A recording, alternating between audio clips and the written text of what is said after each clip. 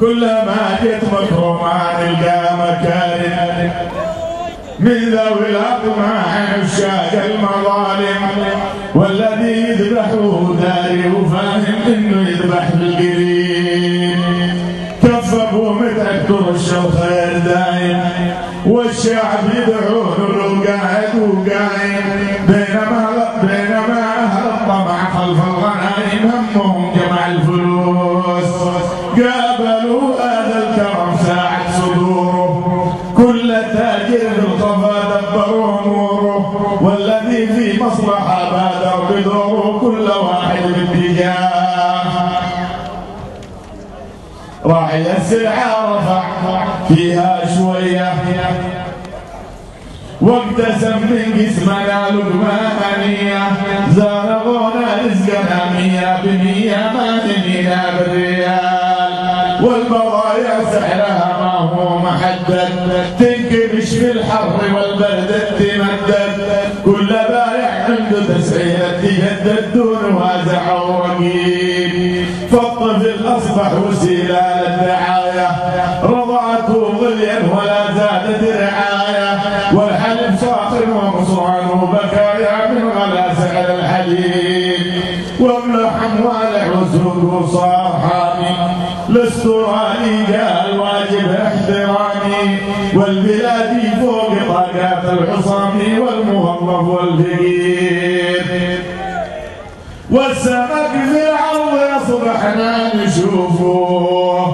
الله اعلم في البحر وش هي ظروفه، خطة البقال خلتنا نحوف يشتروا في البحور، والمصالح شمرت عن كل ساعد،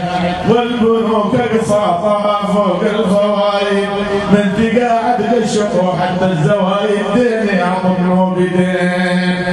والخطوط اختارت الوقت المناسب، زودت في التذكرة 4 رواتب، واصبحت تخصم جزاء من كل راكب يترك الموعد يفوت، لا وبعد الحجز في الرحلة معقد، من معه إركاب المكتب تردد، لا يلاقي مقعده مهما تودد، للأسف ماشي بديل، والغريب الأدوية زايد طلبها،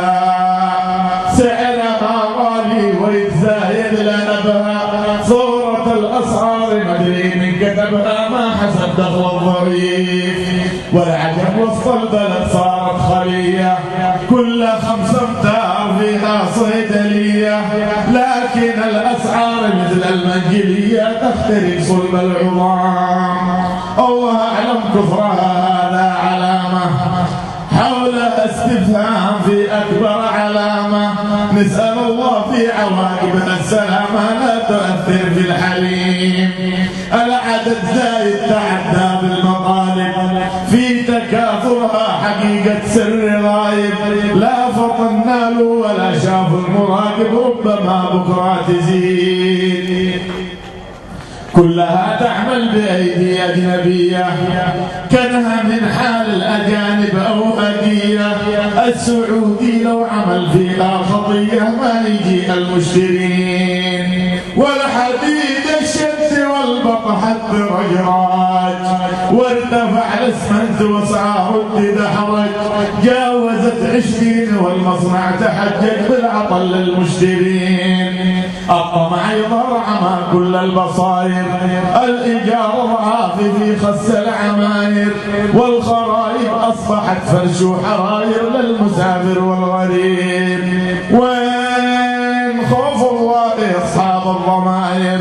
راقبوا من يصبر أغوار السراير، فالرقابة وحدها مهما تحاصر لا تغير في الضمير.